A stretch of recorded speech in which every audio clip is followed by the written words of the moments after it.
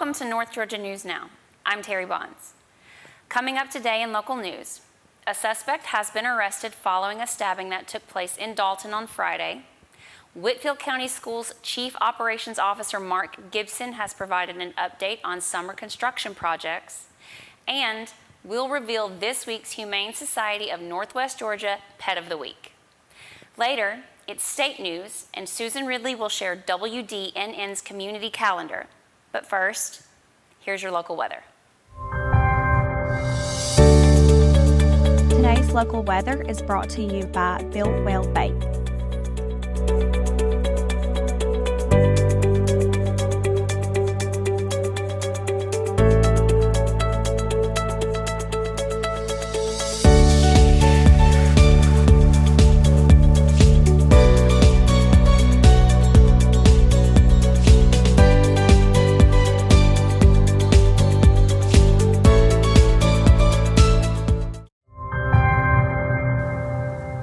Welcome back to North Georgia News Now. The Dalton Police Department arrested a suspect following a stabbing that occurred on Friday, sending one person to the hospital. The suspect, 26-year-old Rosie Lourdes Monterey de Leon, is charged with aggravated assault, aggravated battery, and using a knife during the commission of a felony. Police were sent to the Underwood Lodge at 13:06 shortly after midnight Friday morning on a report of a man who had been stabbed. The victim was taken by ambulance and later flown to a trauma center in Chattanooga. Responding officers were able to locate the suspect after reviewing security video that showed her entering one of the rooms at the lodge. After the suspect refused to come out, the Georgia State Patrol's SWAT team responded. The SWAT team assisted police officers with breaching the door and taking the suspect into custody without further incident.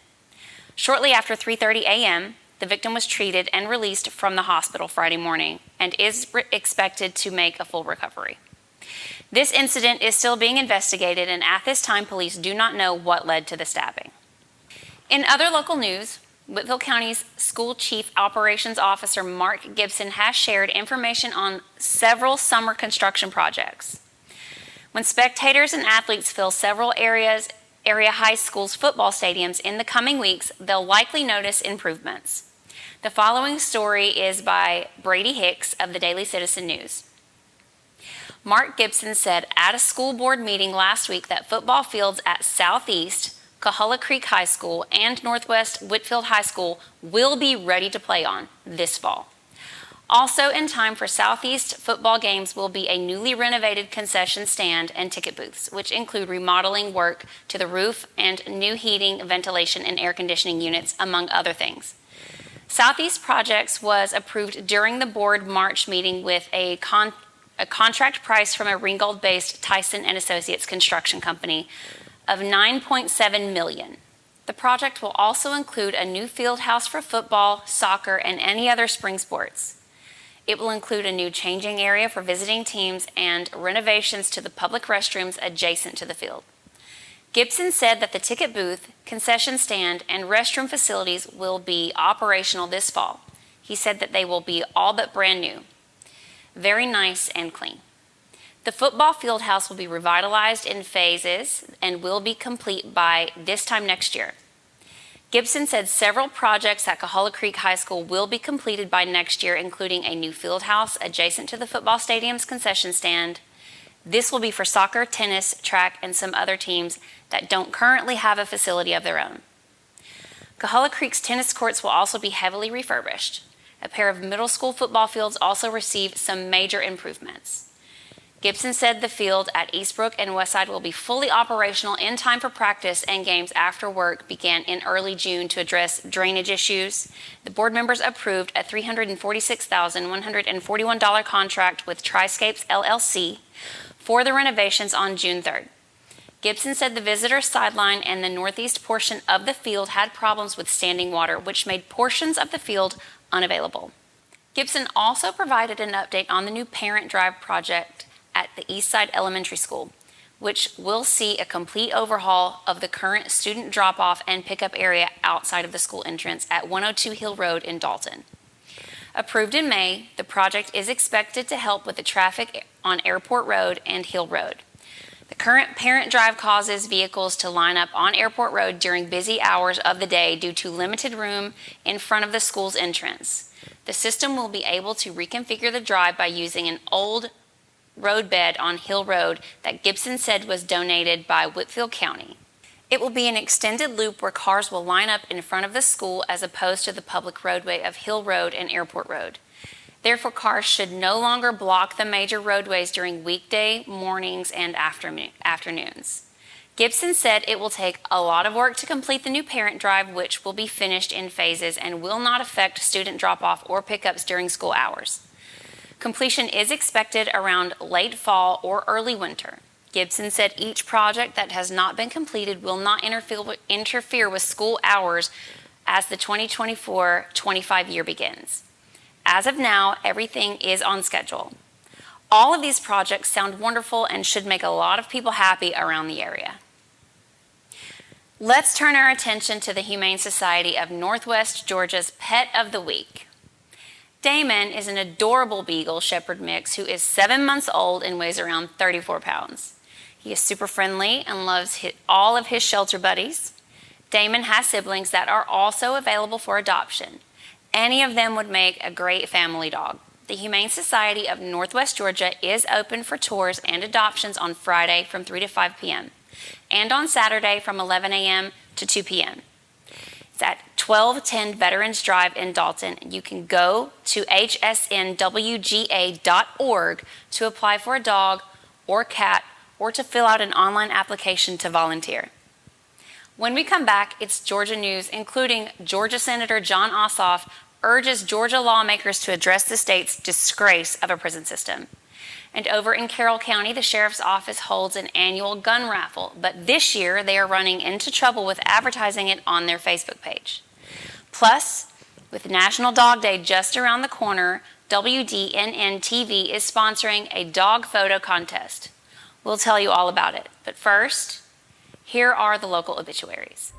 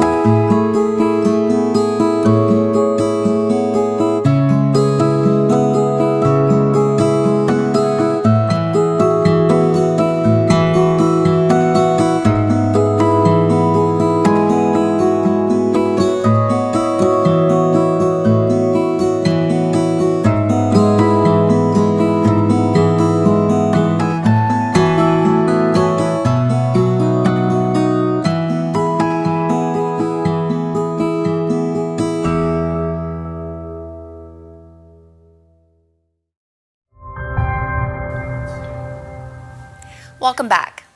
Turning stateside, Georgia Senator Jon Ossoff urged Georgia lawmakers to address the state's disgrace of a prison system last week. Ossoff said that America's prisons are an enormous civil and human rights failure when he joined the podcast Politically Georgia on Friday to discuss his recent effort to strengthen oversight of the Federal Bureau of Prisons. According to Ossoff, a bipartisan investigation into a federal prison in Atlanta, the U.S. Penitentiary Atlanta found that for nearly a decade, there have been extreme civil and human rights violations, as well as widespread security and public safety failures.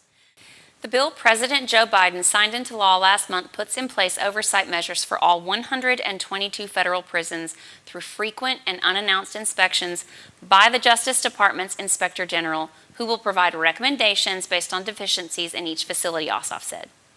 The senator said that the corrections officers recognize that when federal prisons are mismanaged, when they're understaffed, when there's no accountability for their colleagues who engage in abuse, it puts their safety at risk. It puts their careers at risk, and it puts their reputations at risk. Also, under the new law, an independent ombudsman is required to investigate any reported allegations of civil or human rights deficiencies within federal prisons. The Bureau of Prisons has become, over decades, a diseased bureaucracy that not only isn't capable of knowing what is happening in its own facilities, but also doesn't know what resources to ask for to solve these problems, the Georgia Democrat said. He went on to label Georgia's state prison system a disgrace and urged state lawmakers to address its discrepancies, further saying that people are dying, being killed, and there is substantial credible evidence of widespread corruption. It is, Ossoff said, a major human rights and public safety crisis that should be among the highest priorities of our state leaders. Nearby in Georgia, the Carroll County Sheriff says Facebook will no longer allow his agency to post about their yearly gun raffle to raise money for community programs. It is called 30 Guns in 30 Days and has made national headlines over the last 4 years. The following comes from a report by Doug Evans of Fox 5 Atlanta. Sheriff Terry Langley says Carroll County is gun country, and he says he understands some people might not like that, but it is true. He says after 3 years of posting and promoting their annual gun giveaway on Facebook, the social media platform is wrong to not only pull the plug on it, but threaten to close down its page as well as those of any employee who posts about it. Langley says he is shocked, and it is a long-going fundraiser, and his county has a lot of gun owners, a lot of hunters, and a lot of people who collect weapons. Sheriff Langley says since 2019, his agency has used the proceeds from 30 Guns in 30 Days raffle to fund a youth camp, a citizens academy, and a free gun safety course, among other things that would have no money otherwise. He says gun ownership is a way of life in Carroll County, so a chance to win a new firearm for the cost of $100 raffle ticket has been popular with the residents. Although at times controversial elsewhere outside the county, the sheriff said that the raffle participants are people who are going to buy guns and collect them anyway, so this gives them an opportunity to get a gun at a cheaper rate and help a good cause. There is growing outrage in the county over Facebook's decision to ban any posting about the gun raffle to be held all month long in September. The sheriff's office says it will be forced to use its own webpage to promote the event and announce the daily winners. That $100 ticket gives the buyer 30 chances to win, so a winning ticket goes back into the pot for a chance to be drawn again. Raffle winners must be 21 and must pass a federal background check to receive the firearm, which he says includes handguns, rifles, and shotguns. Anyone, even people not from Georgia, can buy a ticket, no matter where you live. The agency has a Venmo account for online ticket purchase. A deputy who posted about the upcoming gun raffle and how to buy tickets had his Facebook account shut down for 2 weeks. With 45,000 followers and daily posts they say that are important to the community, the sheriff's office does not want to jeopardize what they consider an important way to communicate with their residents. So they have appealed to Facebook, but so far they have been unsuccessful. With National Dog Day, August 25th, just around the corner, we at WDNN-TV thought it would be fun to host a photo contest. So, we're giving away a doggy bag full of fur happy goodies to one lucky winner of our photo contest. To enter, share one of your favorite photos of your dog, include your pet's name, your name, and what North Georgia town you live in by email to ConnieHallScott@yahoo.com with "my dog" in the subject line. The winner will be selected by a panel of 3 on Wednesday, August 21st. And submitted photos of all contestants will be featured on North Georgia News Now Friday, August 23rd through Monday, August 26th. Good luck. When we return, Susan Ridley is here to share WDNN's community calendar, so don't go anywhere.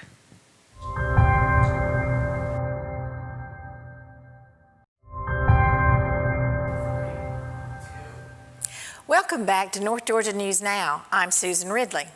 Here are some things going on in the area. Salem Baptist Church will be giving away free groceries for those in need on August 15th from 10 a.m. to 1 p.m. No ID is required. Invite a friend. Salem Baptist Church is located at 1448 Pleasant Drive in Dalton. Call 706-259-7045 for more information. The Artistic Civic Theater in Dalton, or ACT, A-C-T, invites the community out to Love Your Theater Day, happening on August 17th from 10 a.m. to 4 p.m. You're invited to come volunteer as the facility is renovated for season 33. All volunteers will be fed and provided with an ACT volunteer t-shirt. Visit artisticcivictheater.com for the sign-up link. Dalton Little Theater will open its 2024-2025 season with Grand Horizons, a Tony Award-nominated comedy by Bess Wall. The story is about a couple, Nancy and Bill, who decide to divorce after 50 years of marriage. Their adult sons, Brian and Ben, are shocked by the decision, and they come to the Grand Horizons senior living community to try and make sense of this possibility. As they do, though, so everything they thought they knew about their parents begins to change. The play explores themes such as marriage, family, imperfect pasts, and love in new forms. As the family grapples with this new reality, each must reckon with their own imperfect past and how their love for each other might express itself in new and unlikely forms. You may see some of your own family in these characters, and the audience is guaranteed to laugh, cry, and maybe be a little shocked by the interaction of aging parents with their adult children. Leave the kids at home and make this a night out for mom and dad when coming to this one, as mature situations and language are part of the author's Neil Simon style storytelling. Produced in cooperation with Dramatist Play Service, directed by Karen Keith, and featuring the talents of Judith Beasley, Ken Russell, Anthony Davis, Ron King, Joanna Lewis, Josh Gunther, and Helen Crawford. The show runs August 16th, 17th, and 18th, 23rd, and 24th. All evening shows are at 7 p.m., and the Sunday matinee on the 18th happens at 2 p.m. Tickets are always available at daltonlittletheater.com. For more information, feel free to call DLT at 706-226-6618. The Northwest Georgia Real Estate Connect will take place on Thursday, August 22nd from 4:30 p.m. to 7 p.m. at Freya's Lounge, located at 303 East Morris Street in Dalton.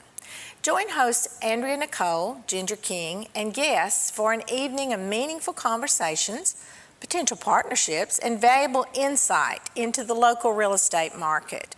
Whether you're a realtor, a mortgage lender, construction worker, roofer, painter, or any other profession, come out to connect and collaborate. Light hors d'oeuvres will be provided, and Freya's has prepared a special Selling Sunset themed list of cocktails that will be available for purchase. Don't miss this chance to expand your connections, share your experiences with fellow professionals, and elevate your career. All professionals are welcome. This event is sponsored in part by WDNN-TV and Porsche of Chattanooga. Calling all Swifties.